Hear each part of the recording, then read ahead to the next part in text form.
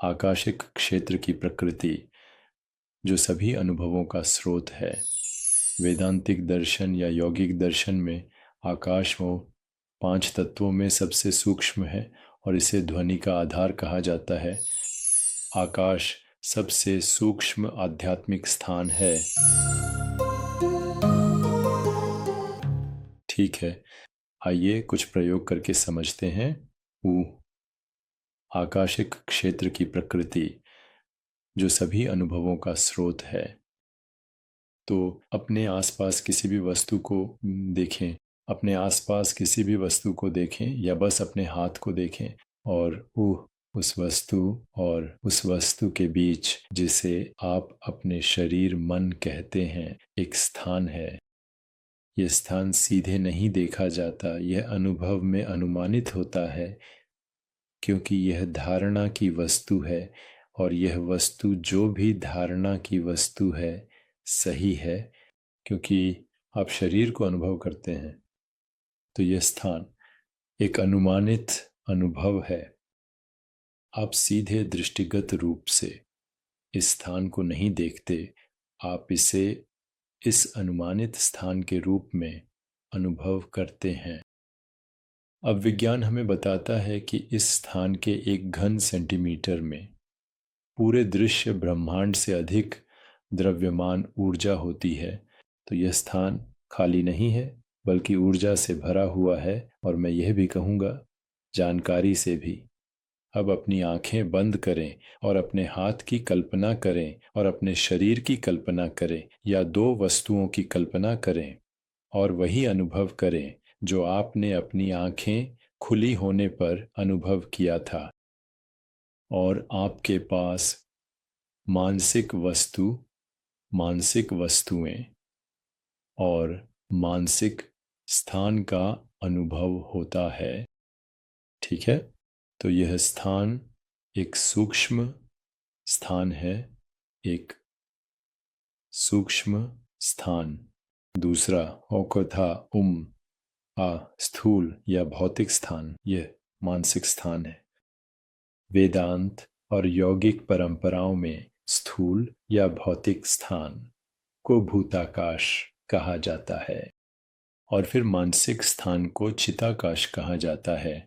ठीक है, अब एक और स्थान है जो इससे भी परे है और वह स्थान है जो अकल्पनीय है, जो अविभाज्य है, जो मौलिक है, जो बिना कारण के है, जिसका कोई आकार नहीं है, कोई सीमा नहीं है, कोई रूप नहीं है, जो अनंत है, जो समझ से परे है। ठीक है, यह केवल तब हो सकता है जब हम ध्यान के माध्यम से मन और शरीर के अनुभव को पार कर जाते हैं और उस पारगमन में हम उस स्थान को आंतरिक अस्तित्व के रूप में जानते हैं जो स्वयं को मानसिक और भौतिक स्थान दोनों में विभाजित कर रहा है। ठीक है, दोनों मानसिक और भौतिक स्थान। अब वैदिक दर्शन में इसे आकाश कहा जाता है।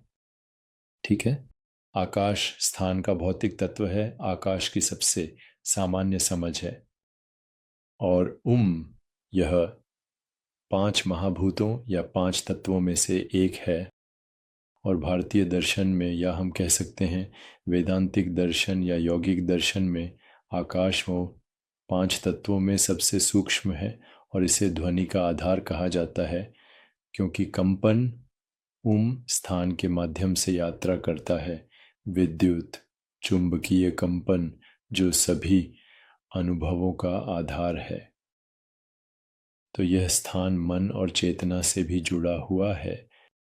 आकाश सबसे सूक्ष्म आध्यात्मिक स्थान है, यह अधिक गूढ़ है और कभी कभी इसे कारण स्थान या चेतना का स्थान कहा जाता है। इस अर्थ में आकाश सभी अस्तित्व का आधार है और इसे सभी सृष्टि का स्रोत कहा जाता है। यह दिव्य या परम से भी जुड़ा हुआ है। तो अगर हम इन 2 मुख्य प्रकार के आकाश को समझें तो आकाश को समझने के और भी कई तरीके हैं। उदाहरण के लिए आकाश को कभी कभी ईथर के साथ जोड़ा जाता है, जो ग्रीक दर्शन में पांचवा तत्व है। यह प्राण या जीवन ऊर्जा और बिंदु या संभाव्यता के बिंदु के साथ भी जुड़ा हुआ है।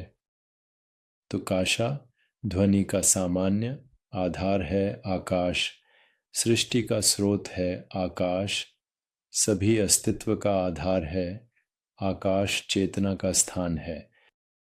इसका मतलब है कि आकाश सभी जागरूकता और सभी चेतना का आधार है और अंततः सबसे सूक्ष्म कारण रहित आकाश से उत्पन्न होता है, जिसे महाकाश कहा जाता है। तो भौतिक स्थान को भूताकाश कहा जाता है, मानसिक स्थान को चिताकाश कहा जाता है, और फिर अंतिम कारण स्थान महाकाश है, महाकाशा। और इन सब को मिलाकर समझना आकाशिक क्षेत्र के गहरे समझ का हिस्सा है। आकाशिक क्षेत्र, तो आकाशिक क्षेत्र क्या है? इसे आकाशिक पुस्तकालय या आकाशिक तल के रूप में भी जाना जाता है।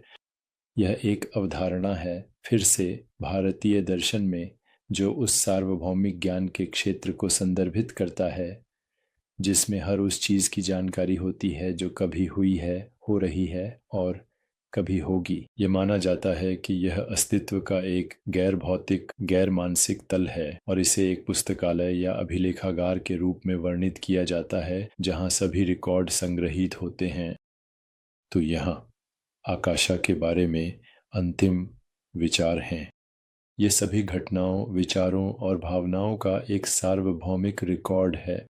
यह सभी के लिए सुलभ है, सभी लोगों के लिए नहीं, बल्कि उन सभी के लिए जो उचित प्रशिक्षण प्राप्त करते हैं, विशेष रूप से ध्यान और पारगमन में।